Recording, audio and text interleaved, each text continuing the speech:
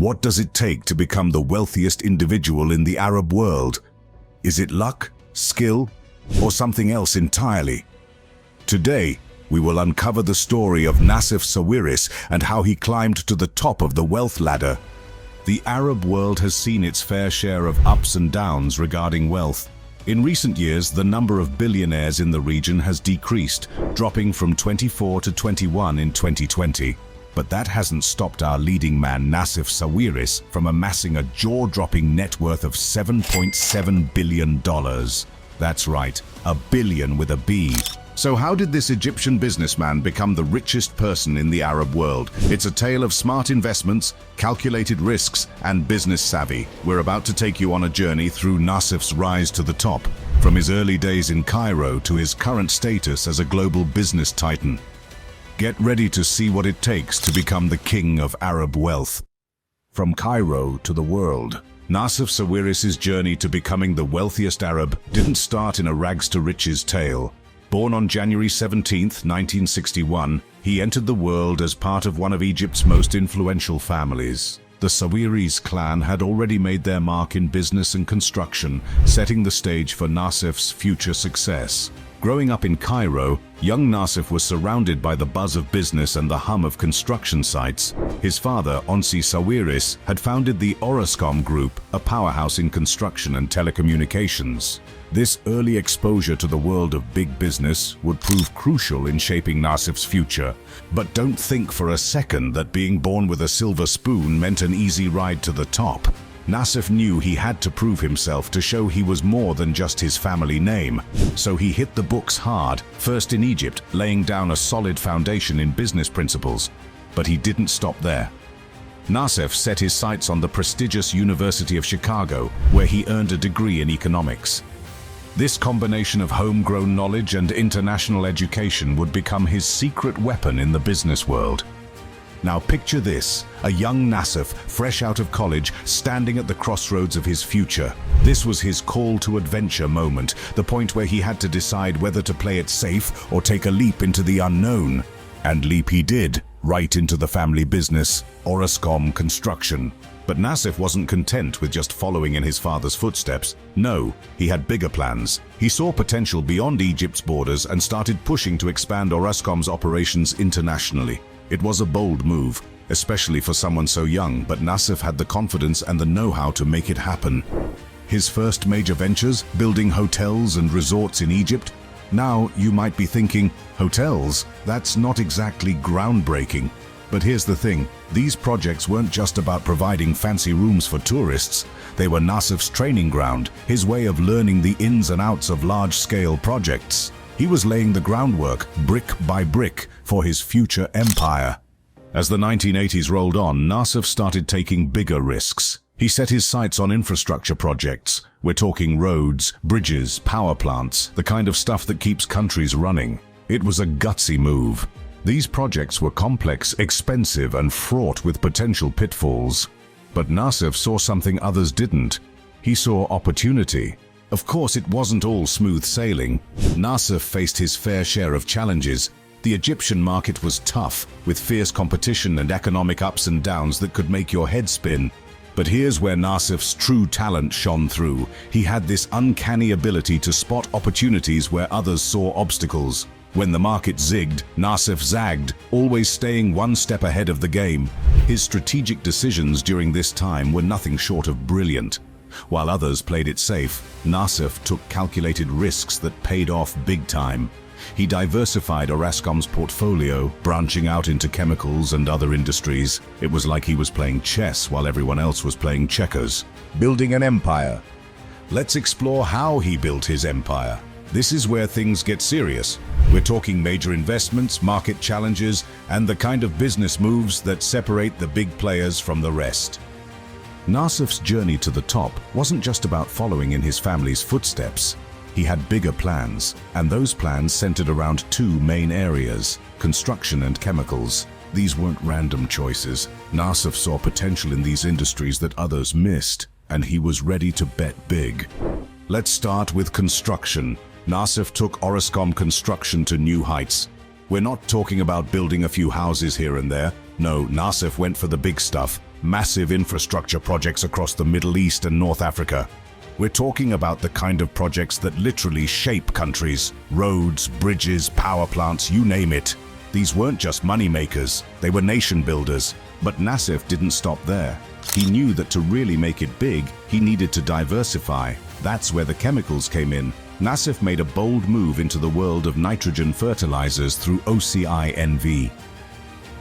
Now, fertilizers might not sound as exciting as skyscrapers, but here's the thing, they're essential. Farmers around the world need them, and Nassif was ready to supply. These investments weren't just successful, they were game changers.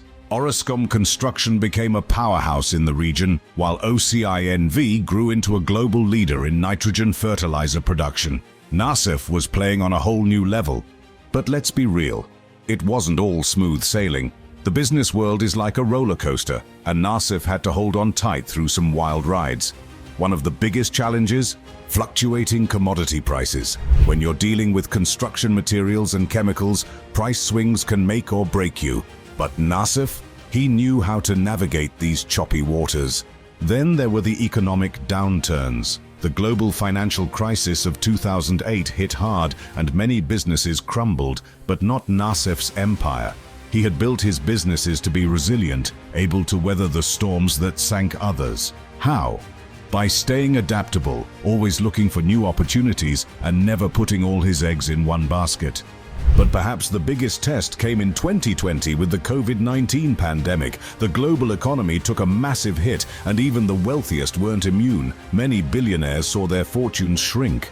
Nassif felt the impact too, but here's where his business acumen really shone. While others panicked, Nassif stayed cool, adjusted his strategies, and kept his empire not just afloat, but moving forward.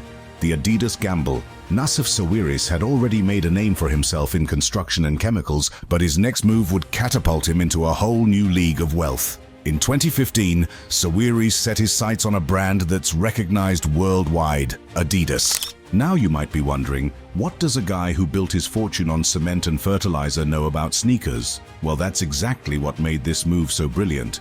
Sawiris saw something in Adidas that others didn't. At the time, Adidas was struggling. The sportswear giant was losing market share to competitors like Nike and Under Armour. But where others saw a fading brand, Sawiris saw potential. He believed Adidas could bounce back, and he was willing to bet big on it. Through his investment company, Sawiris acquired a 6% stake in Adidas. This wasn't just pocket change we're talking about. The investment was worth hundreds of millions of dollars. It was a massive gamble, especially considering Adidas's struggles at the time. But Sawiris wasn't just throwing money at a problem, he had a plan. He pushed for changes in Adidas's management and strategy. He wanted to see the company become more aggressive in its marketing and product development, and slowly but surely his vision started to pay off. Under new leadership and with a revamped strategy, Adidas began to turn things around. The company started releasing new, innovative products that caught the eye of consumers. Its marketing campaigns became bolder and more effective. And most importantly, its financial performance started to improve. As Adidas's fortunes rose, so did Sawiris's investment. The value of his stake in the company skyrocketed. It wasn't just a good investment, it was a game changer. This move alone added billions to Sawiris's net worth, cementing his position as one of the wealthiest individuals in the Arab world. But the Adidas investment wasn't just about making money, it showcased Sawiris's ability to see opportunities where others didn't. While most investors were focused on tech startups or oil companies, Sawiris saw potential in a struggling sportswear brand. It was this kind of out-of-the-box thinking that set him apart from other wealthy individuals. The success of the Adidas investment also highlighted Sawiris's patience and long-term thinking. He didn't expect immediate results. Instead, he was willing to wait for his vision to play out. This patience paid off in a big way, as Adidas's turnaround took several years to fully materialize.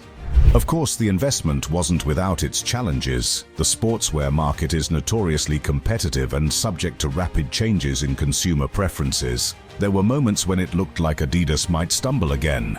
But Sawiris held firm, confident in his initial assessment of the company's potential. This confidence was put to the test during the COVID-19 pandemic. Like many retail companies, Adidas saw its sales plummet as stores closed worldwide. The value of Sawiris' investment took a hit, but once again he saw opportunity where others saw disaster. Sawiris used the downturn to increase his stake in Adidas, betting that the company would bounce back stronger than ever. The Adidas Gamble wasn't just a financial success, it also changed how people viewed Sawiris. He was no longer just a guy who made money from construction and chemicals. Now, he was seen as a savvy investor capable of succeeding in any industry. This reputation opened up even more opportunities for him, further expanding his wealth and influence, weathering economic storms. The region has faced its fair share of financial ups and downs, and Nassif had to navigate through them all to maintain his position at the top. One of the biggest challenges came in the form of the 2008 global financial crisis. This wasn't just a hiccup in the economy, it was a full-blown meltdown that sent shockwaves through the Arab world. Many businesses crumbled under the pressure, but Nassif's empire stood strong. How did he do it? The answer lies in his diversified portfolio. While others put all their eggs in one basket, Nassif spread his investments across different sectors. Construction, chemicals, sports apparel, he had his fingers in many pies. This strategy proved crucial when the crisis hit. When one sector struggled, others could pick up the slack, keeping Nassif's overall wealth stable. But the 2008 crisis was just a warm-up for what was to come. In 2020, the COVID-19 pandemic hit, and it hit hard. Global equity markets imploded and fortunes were decimated overnight. The Arab world wasn't spared, with the total wealth of Arab billionaires plummeting by 19.4% from $58.7 billion to $47.3 billion.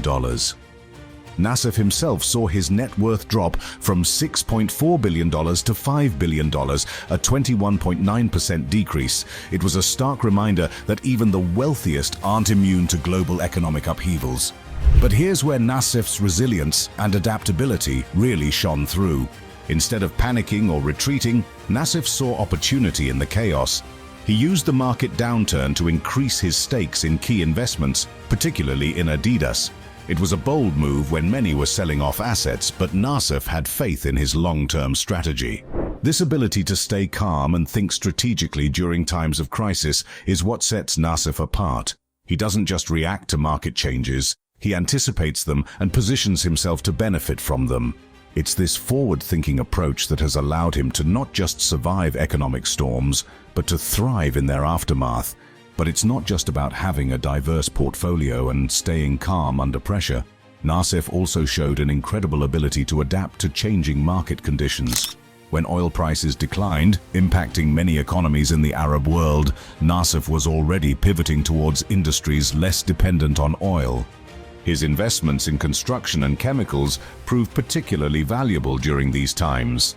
As countries in the region looked to diversify their economies away from oil, there was increased demand for infrastructure projects and industrial materials. Nassif was perfectly positioned to capitalize on these trends. Moreover, Nassif's global outlook helped him weather regional economic challenges. While many Arab businesses focused solely on local markets, Nassif's companies operated on a global scale. This meant that even when the Arab world faced economic difficulties, his businesses could find opportunities in other regions. The competition. While Sawiris built his empire on construction and chemicals, Rebrab took a different path to riches, one that might surprise you.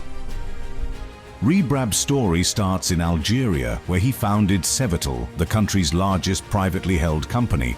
But here's the kicker. Sevital isn't in construction or chemicals, it's in food processing. That's right, Rebrab made his billions by turning sugar and oil into gold. Now, you might be thinking, food processing? How boring. But hold that thought. Rebrab's journey is anything but dull. He started small in the 1990s with just a metal fabrication company. But Rebrab had big dreams and an even bigger appetite for success. He saw an opportunity in Algeria's food industry and went all in. Sevital started by producing sugar and vegetable oil, not exactly glamorous products, but essential ones. And that's where Rebrab's genius came in. He understood that in a country like Algeria, with a growing population and increasing demand for food, these basic products could be the foundation of an empire. He took a page out of Sawiris's book and started diversifying. Sevatel expanded into other sectors like retail, automotive, and even electronics. It's like Rebrab looked at Sawiris's playbook and thought, I can do that too, but with my own twist.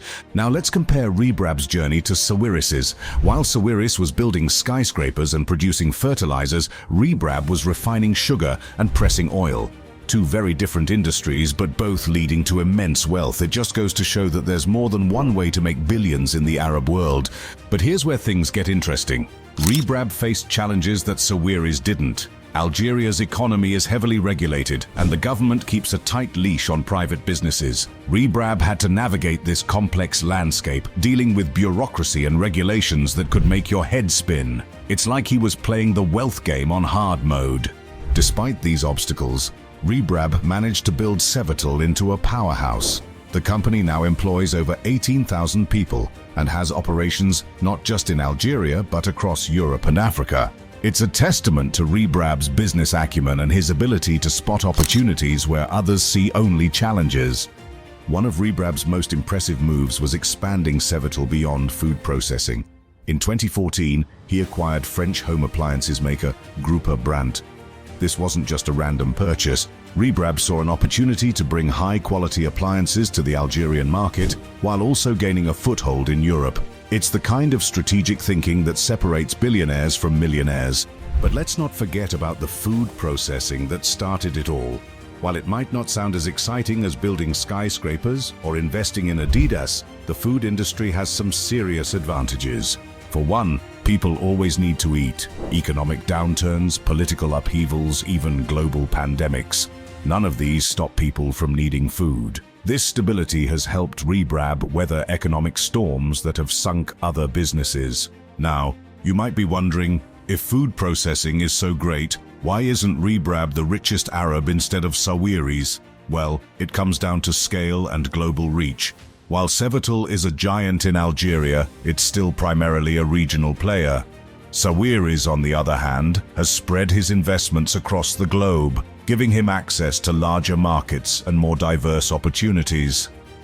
Family ties. When it comes to wealth and power in the Arab world, one name stands out above the rest: Sawiris. But we're not just talking about Nassef here.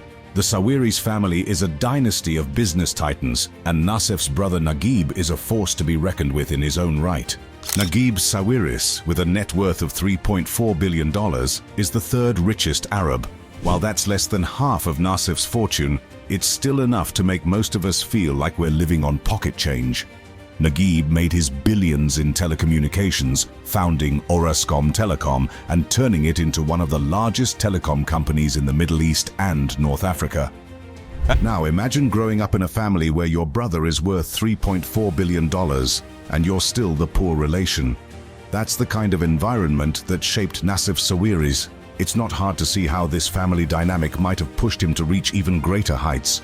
The Sawiris family isn't just wealthy, they're a powerhouse that's reshaped the business landscape of Egypt and beyond. Together, their net worth is estimated at around $21 billion. That's not just money, that's the kind of wealth that can influence economies and shape national policies. But let's talk about how this family dynamic might have influenced Nassef's journey to the top. Growing up in a family of overachievers, Nassef couldn't just be successful, he had to be exceptional. It's like being in a constant competition, where second place means you're the first loser. This family competition likely drove Nassef to diversify his investments and take calculated risks that others might shy away from. While Naguib focused on telecommunications, Nassef spread his bets across construction, chemicals, and even sports apparel with his Adidas investment. It's as if he was saying, anything you can do, I can do better, and in more industries. But it's not all cutthroat competition in the Sawiris family. Their collective success has allowed them to collaborate on massive projects that have transformed the business landscape in Egypt and beyond. It's like they're playing a high-stakes game of Monopoly, but instead of plastic houses, they're building real empires. The Sawiris family's influence extends far beyond just business. They're major players in Egyptian politics and society. Naguib, for instance, founded the Free Egyptians Party in 2011. Meanwhile, Nassif has used his wealth to fund educational initiatives and support the arts. It's as if they're not content with just being rich. They want to reshape society itself. This combination of competition and collaboration within the family has created a unique environment that's propelled Nassif to the top.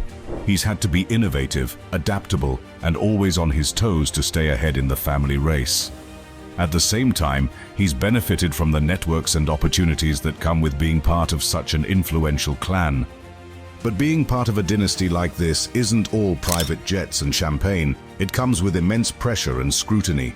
Every move Nassif makes is analyzed not just by the business world, but by his own family. Imagine having your brother as your closest competitor and your harshest critic. That's the world Nassif lives in.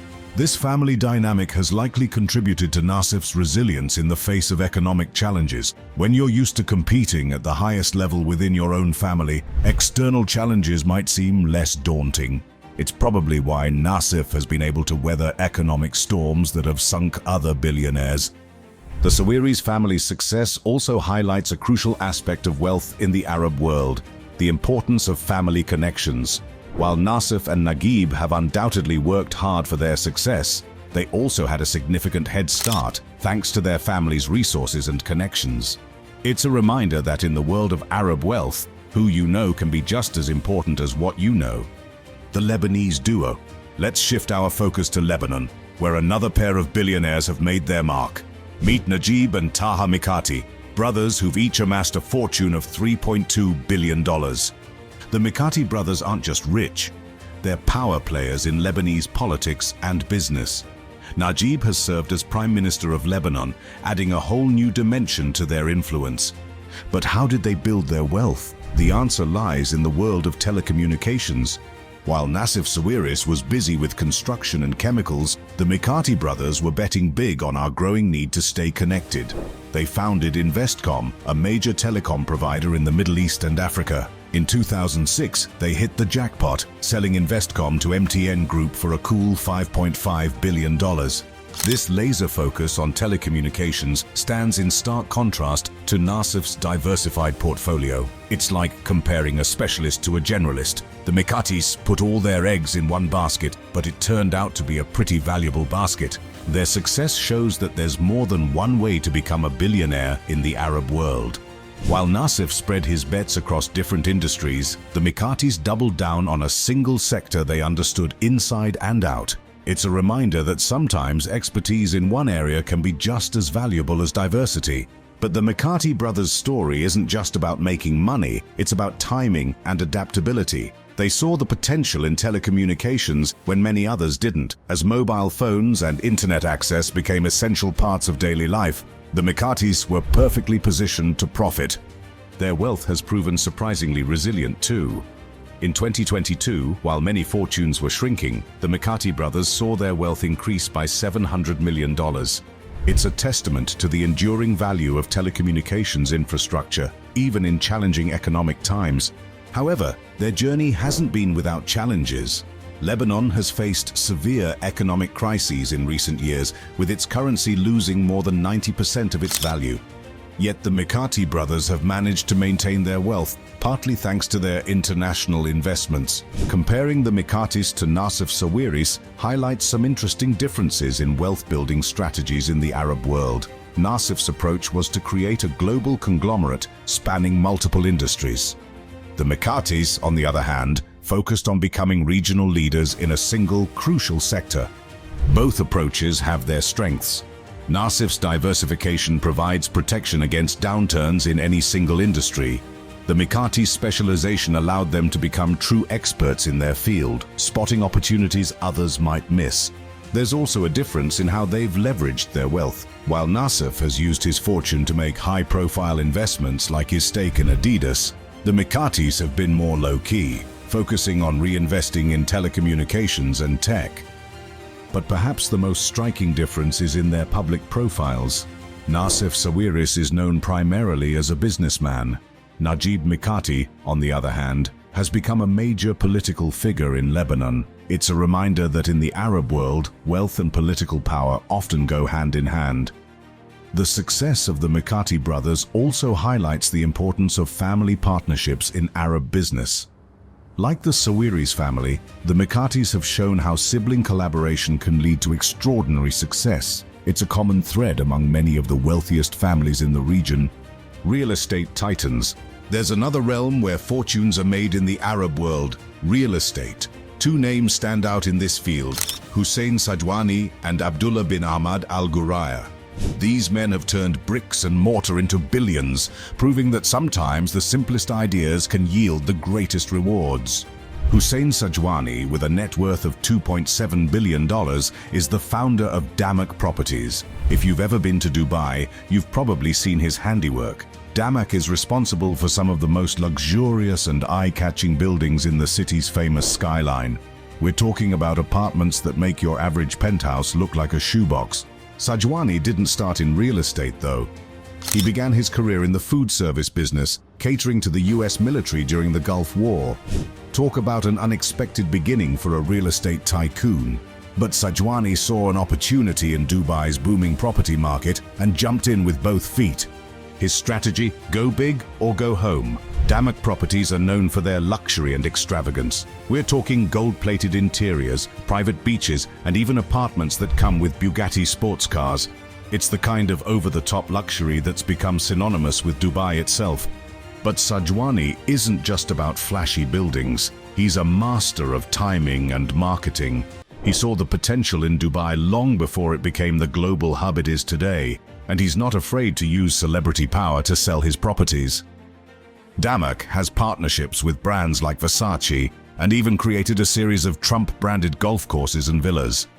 Now, let's shift our focus to another real estate titan, Abdullah bin Ahmad Al Ghuraya. With a net worth of $2.6 billion, Al Ghuraya is proof that sometimes the old ways are the best ways. His family has been a powerhouse in Dubai for generations, with interests in everything from real estate to banking. Al Ghuraya's wealth comes primarily from Mashrek Bank, one of the oldest privately owned banks in the UAE.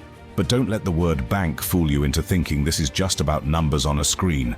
In the UAE, banking and real estate go hand in hand. Mashrek Bank has been instrumental in financing Dubai's construction boom, essentially helping to build the city from the ground up. The Al Ghuraya family's real estate portfolio is nothing to sneeze at either. They own some of the most prime properties in Dubai, including shopping malls and office towers. It's like they have their own miniature city within the city.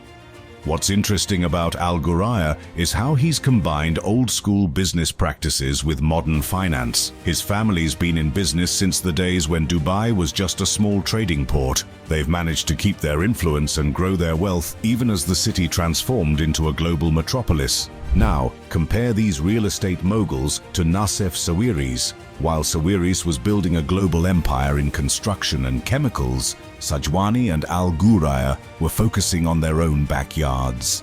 They bet big on Dubai, and that bet paid off in a massive way. This focus on real estate and finance highlights a crucial aspect of wealth in the Arab world. While industries like oil and manufacturing are important, there's something special about property.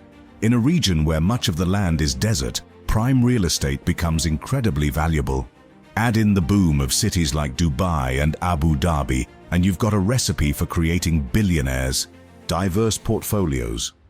Let's shift our focus to two other business titans who've taken a different approach to amassing their fortunes, Abdullah Al Futtaim and Mohammed Mansour. Both of these men have net worths of $2.5 billion, putting them in the same league as some of the wealthiest individuals we've discussed so far. Abdullah Al Futtaim is the founder of the Al Futtaim Group, a massive conglomerate that's become a household name in the United Arab Emirates. If you've ever been to Dubai, you've probably encountered the Al Futtaim name without even realizing it. This company has its fingers in just about every pie you can imagine, from automotive dealerships to shopping malls and even real estate development.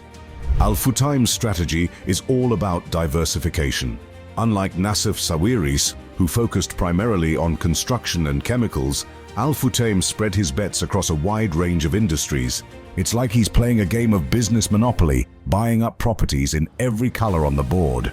One of Al Futtaim's biggest successes has been in the automotive sector. His company holds the exclusive rights to distribute Toyota vehicles in the UAE.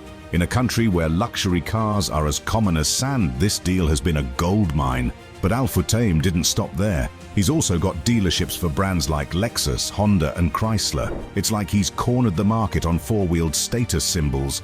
But cars are just the beginning. The Al Futtaim Group has also made a big splash in retail. They've brought international brands like IKEA and Toys R Us to the UAE.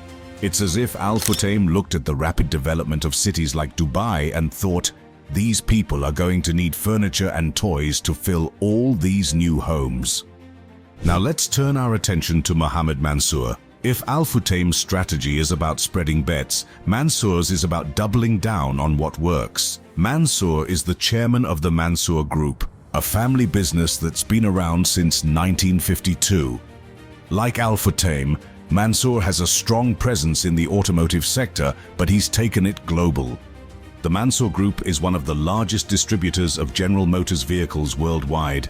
They're not just selling cars in Egypt or the UAE, they're moving vehicles in markets as diverse as Iraq, Libya, and sub-Saharan Africa. It's like Mansour saw the potential in automobiles and decided to take that show on the road, quite literally. But Mansour isn't just about cars. His group has significant investments in other sectors too. They're big players in the distribution of Caterpillar equipment in several African countries. Think about all the construction happening in rapidly developing nations. Mansour's company is providing the machines to make it happen. The Mansour Group also has a strong presence in retail and consumer goods. They've got supermarket chains, tobacco distribution, and even McDonald's franchises in Egypt. It's like Mansour looked at the growing middle class in these markets and thought, these people are going to need places to shop, things to buy, and fast food to eat. Both Al Futtaim and Mansour share a common thread in their business strategies. They've positioned themselves as the middlemen between international brands and growing markets. While Nassef Sawiris was building things from the ground up, these men were bringing established brands to new customers. It's a different path to wealth, but one that's proven just as effective. Their success highlights an important aspect of business in the Arab world, the power of exclusive dealerships and franchises. In many of these markets, being the sole distributor for a major international brand can be a license to print money. It's a strategy that's paid off handsomely for both Al Futtaim and Mansour. The future of Arab wealth. The Arab world's wealth landscape is changing faster than a desert mirage. While oil money still flows, a new generation of entrepreneurs is shaking things up. They're not content with just inheriting daddy's oil fields. These young guns are diving into tech startups, renewable energy, and even space tourism. It's like they've taken a page out of Nassef Sawiris' playbook and decided to write their own chapters. Speaking of Nassef, his success story is inspiring a whole new breed of Arab business leaders. They're not just looking to make money, they're aiming to make a mark on the global stage. We're seeing Arab-led companies popping up in Silicon Valley, London, and Singapore. It's like the Arab business world has decided to play on the international field, and they're not settling for the bench. But let's not kid ourselves, the road ahead isn't all smooth sailing. The Arab world is facing some serious challenges. Climate change is breathing down their necks, threatening to turn already hot countries into literal ovens. Water scarcity is becoming a real headache, and let's not even get started on the political instability in some parts of the region. These challenges, though, are creating opportunities for the savvy. We're seeing a boom in clean tech startups across the region. Companies working on water desalination and conservation are attracting big bucks from investors. It's like the harsh realities of the environment are forcing innovation, and where there's innovation, there's money to be made. The next generation of wealthy Arabs is likely to look very different from the old guard. They're more globally connected, more tech-savvy, and more conscious of social and environmental issues. They're not just interested in making money, they want to solve problems. It's like they've realized that in today's world, doing good and doing well can go hand in hand. Education is playing a big role in shaping this new generation. More and more young Arabs are studying abroad, bringing back new ideas and perspectives. They're not content with the old ways of doing business. They're questioning everything, innovating at every turn. It's like they've taken a look at the success stories of people like Nassef Sawiris and said, "That's great, but we can do even better." The tech sector is where a lot of the action is happening. We're seeing Arab-led startups in fintech, e-commerce, and artificial intelligence attracting global attention and investment. It's not just about creating the next big app. It's about using technology to solve uniquely Arab problems, from platforms that make it easier for women to work from home in conservative societies, to apps that help manage water usage in drought-prone areas. These startups are turning challenges into opportunities.